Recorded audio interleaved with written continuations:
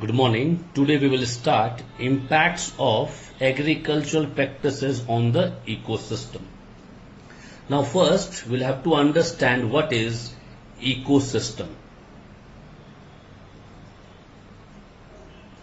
What is ecosystem? Now if you want, jot it down. An ecosystem, which is also known as ecological system, can be defined as a group of living and non-living things which are interdependent.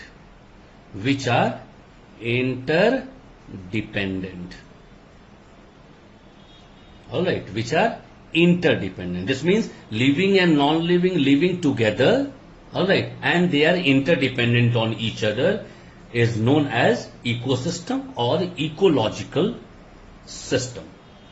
Now, what are the components? Components of ecosystem. What are the components? The first one is terrestrial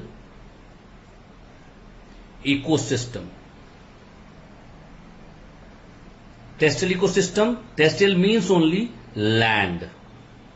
Alright, this means it operates on land. Clear? Any example you can take, the forest, desert, grassland, any example. Second is aquatic ecosystem. Now again, aquatic name only means water. This means it operates in water. An example you can write the fresh water or the marine ecosystem, all comes under aquatic ecosystem. Third one is artificial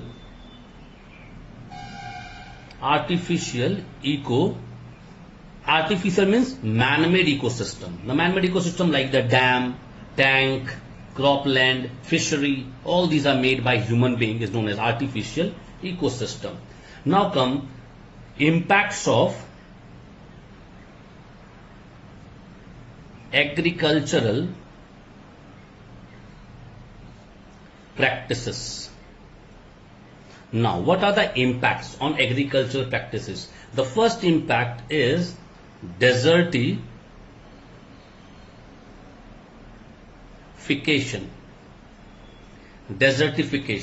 Now, what is desertification? Now, you all are aware that we have the topsoil, which is known as good nutrient soil, alright, in which the nutrients are too much. Now, in desertification, the topsoil is washed away, is removed, alright, with the various human activities, or you can say not only human activities, and many a time if we are tilling the land and we left the field like that, sometimes rain also help us in removing the topsoil. But here actually whatever human activity we are doing to remove the topsoil is known as desertification. Clear? Now, causes of desertification. Causes. Now, what are the causes? The first cause is agricultural practices. Now, what do agricultural practices?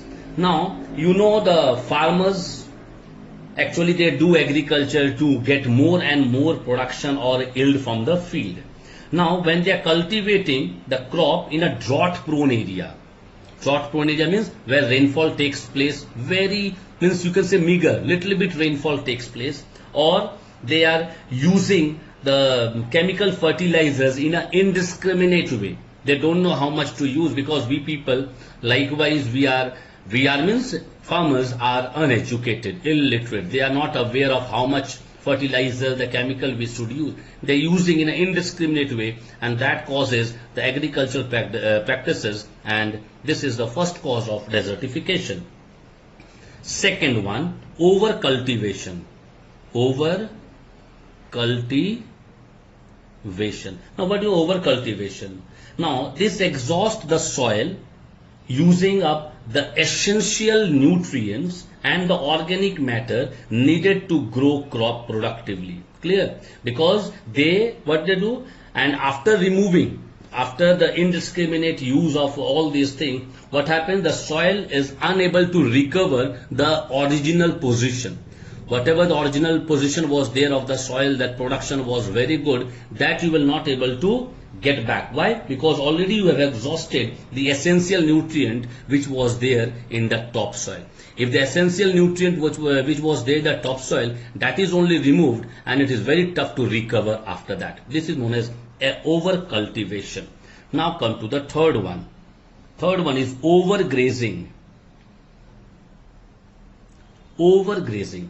Now you all are aware that to meet the need of growing population of cattle, farming is increasing rapidly nowadays, because as human beings are growing, the cattle will also grow, and those cattle, they remove the vegetation cover.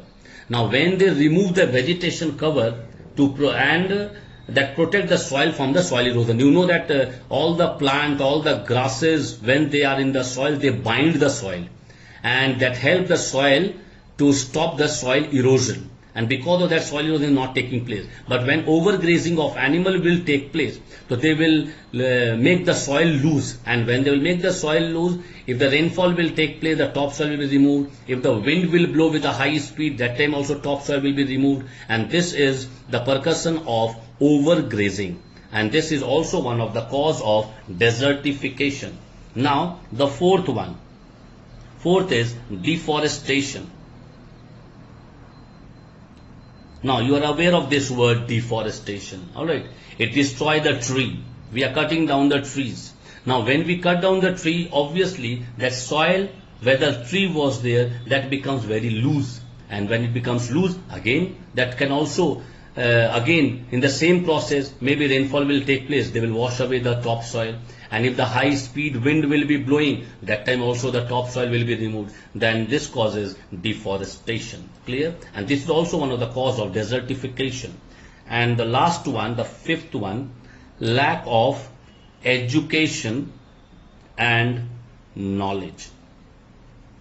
Now what do you mean lack of education and knowledge? Now this is also one of the major cause of desertification. How? Because first of all, that when the land degradation is taking place, we people, we don't have knowledge, we don't have such a good education that we will able to understand, now my soil is degrading, from A grade quality of the soil is going to D grade quality of the soil. We are not aware, because we are not educated, we are not aware of the soil so much.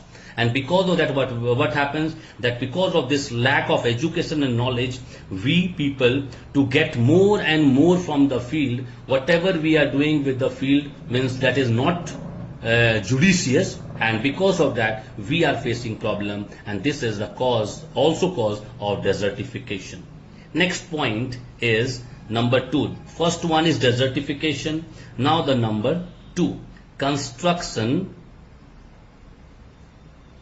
of dams, loss of habitat spaces. Now see, name only clears everything. It clarifies everything. Why? Construction of dam. When we construct any sort of dam, alright, there will be the loss of habitat. Because whose habitat? The wild animals who stays there. Their life or their habitat will be taken away. We'll snatch. Why we will snatch? Because we'll have to construct dam in that place. And you know, construction of large dams and hydroelectric project, alright, is a big threat nowadays for the ecosystem. Many examples are also given in your book. You can see the Idukki Dam, after the Periyar River which is there. Alright, after that now see, it is given in 1951 to 76.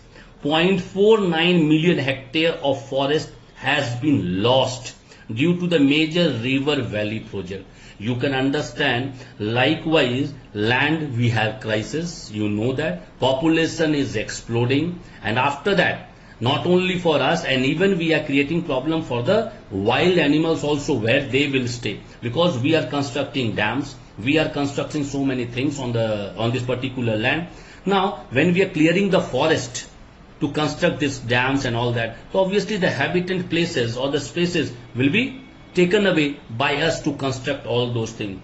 Changes in land use, have destroyed the natural habitats of organisms, driving thousands of species of plant and animal to the verge of disappearance. You can understand the thousands of species of plant as well as animal, they are in threat.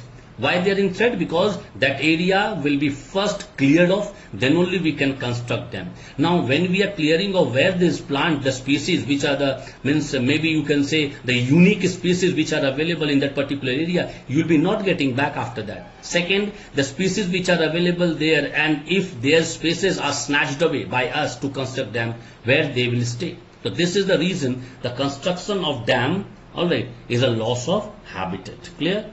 Now, third point. First, desertification. Second, construction of dam, loss of habitat. And the third one, loss of top soil. Now, loss of topsoil, many reasons are there. Many ways are there of losing the topsoil. The first one, which we discussed just now, the first one of this one is overgrazing. Just now I told you that cattle farming is increasing rapidly.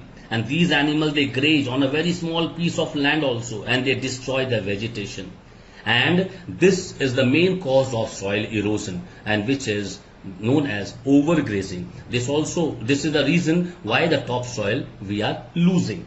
Second one is tillage. Now, what is tillage? Tillage means when the farmers, they go with the khurpi in the field to till the land. Till the land means to, before putting the seed, they till the land. When they till the land, that soil they crush and they make a powdery substance. When they make the powdery substance, and suppose today they have made the substance powdery, and today only heavy rainfall took place. Now see what will happen. The topsoil will be removed. This means you are losing the nutrients, and as you are losing the nutrients, obviously the topsoil gone, you will not able to grow anything. The soil will become a barren land. Clear? Now the third point is mining. Now in India, more than 80,000 hectares of land are on mining activities. 80,000 hectares land we are using for mining activities, and in mining obviously we remove the minerals and the other materials which are there in the topsoil. Now when we are removing all these things, so obviously we know that in a mining activities we will have to remove the plant cover also, which is known as deforestation, because when we clear everything, then we make the mining area ready, because our labor will be going inside and they will do the activities. Now this also causes the lose the topsoil. Now this is all about that loss of topsoil. Now the fourth one is indiscriminate use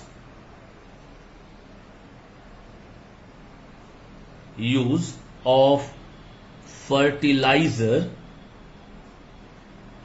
and pesticides. Alright, this pesticide and fertilizer we are using in the field, but as I told you just now, we are illiterate. We don't have so much knowledge. Now when we don't have so much knowledge, we are not aware how much pesticide to use, how to kill the pest, how much fertilizers we can use, and because of that what happens, we are using this fertilizer or the pesticide in a discriminate way. Now many disadvantages are there. Now what are the disadvantages? Now disadvantage of this one, disadvantages we will discuss. Now first disadvantage of indiscriminate use of fertilizer and seed is we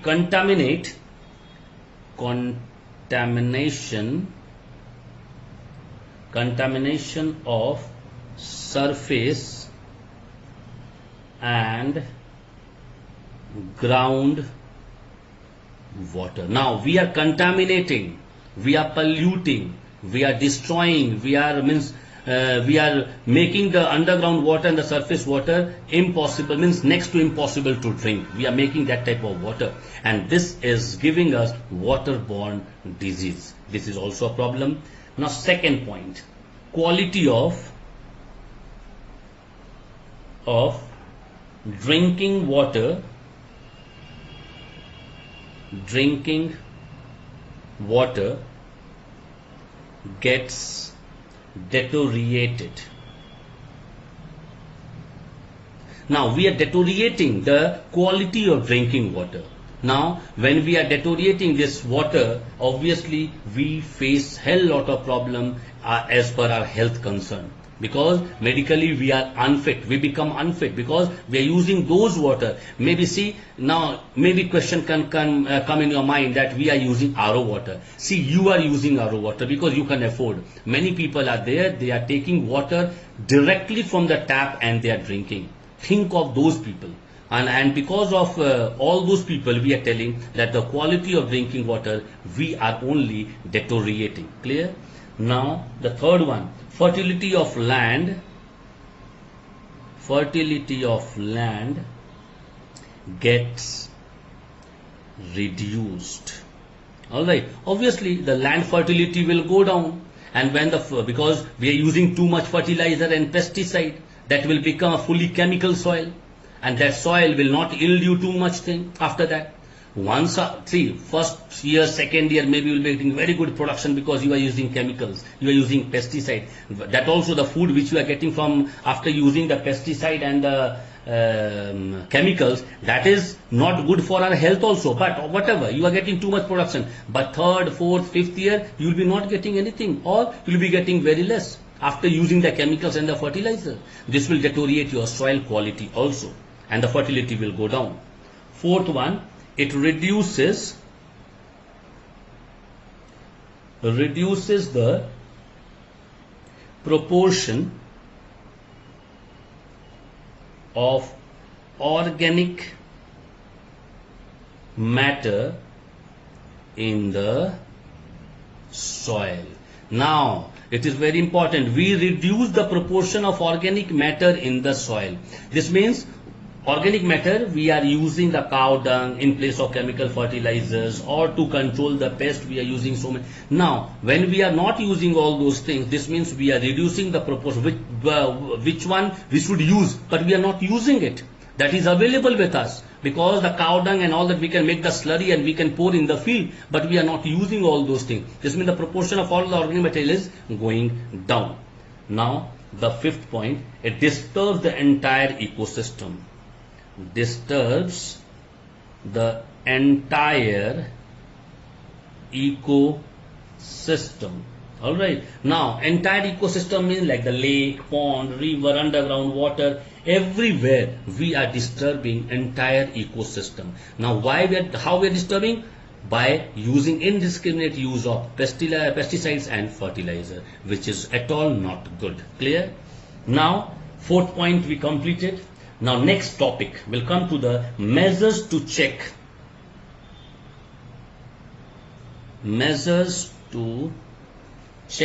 the ecosystem. Now how we check the ecosystem? By proper land use. We'll have to use the land in a proper way. The land is for agriculture, we should do agriculture. Land is to construct house, we should construct house. Land is for the pond, we should make pond. Now you'll have to see the land first and use the proper way. First.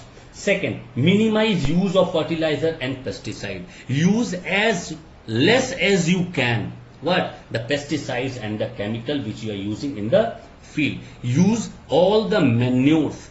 Alright, like we can make manures from the cow dung and all that, we can use all those things. After that, indigenous agricultural technique. Now what is indigenous agriculture technique? Indigenous means which is available to us, or which we can say it is a natural thing given to us by the God. Like cow dung is given to us. In place of chemical fertilizer, we can use cow dung. This is known as indigenous agricultural technique. We should adopt this type of technique.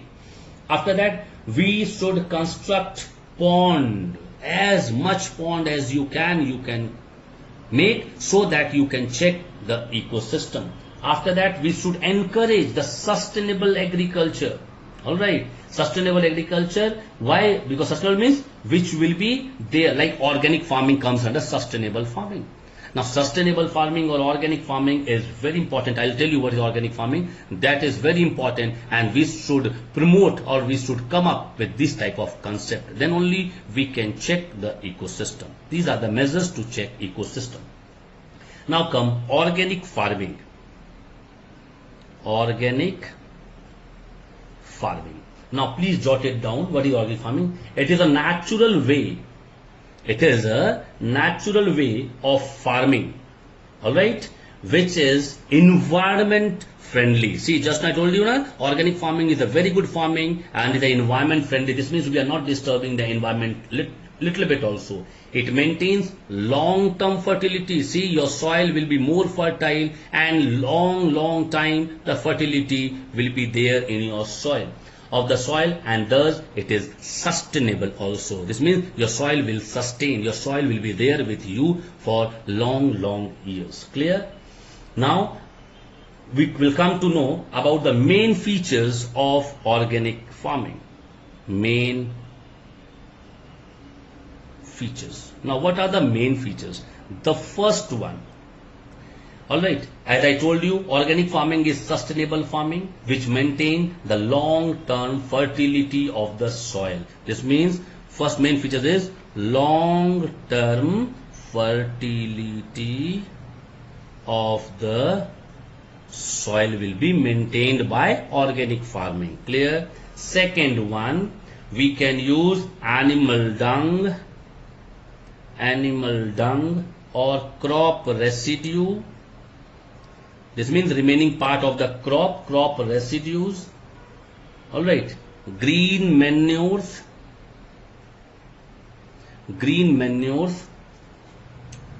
clear, and biofertilizers. This means which are the major source of organic farming. Now when we are using animal dung, which is available free of cost, crop residues, all the remaining part of the plant or the dead part of the plant, green manures, all the green part which is falling from the tree, and the biofertilizers, we can make the slurry and all that as a fertilizer, and after mixing all the crop residue and green manures in the dung, and we can make the slurry. This is known as, this we can use, and this will keep your soil fertility intact, and this is known as main features of organic farming. Now the third one, it focuses on maintaining soil health. This means soil health will be maintained. Not only soil, even rather, because in this they check the soil health, not the plant health. Alright, soil health rather than plant health. And in this type of where we are using the chemical and the fertilizer, we check the plant health. The plant is healthy or not. But here in organic farming, we see our soil is healthy or not. Clear? And the last point, it focuses on ecological principles. Alright. Now what is ecological principles? Ecological means environmental friendly it is or not. And we should go for the crop production by organic farming method rather than the method which we are using presently and which is deteriorating our soil. In next class we will start new chapter.